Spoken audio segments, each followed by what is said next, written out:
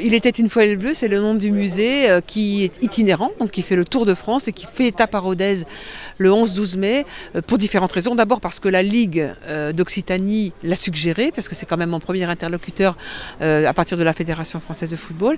Et ensuite parce que c'est un lieu idéal en termes de symbolique.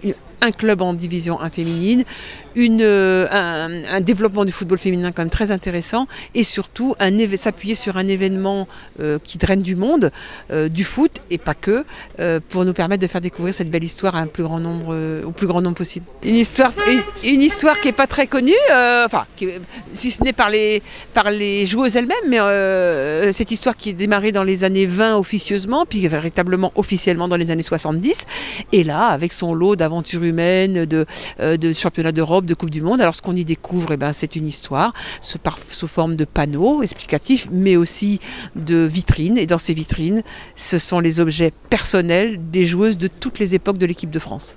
Sincèrement, on sent cet engouement monter. Alors dans le musée à chaque fois, parce que là c'est la 7e étape et ça sera la 10e, on sent que les gens adhèrent.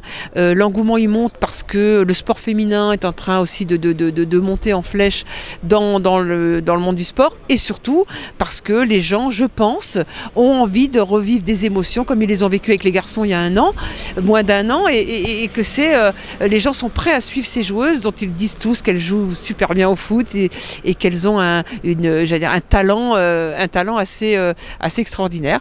Et je dirais même que je voudrais rajouter que dans le musée, on va pouvoir, au travers de la réalité virtuelle, passer un moment avec les joueuses d'aujourd'hui dans le château de Clairefontaine, sur le terrain, à table, dans le vestiaire.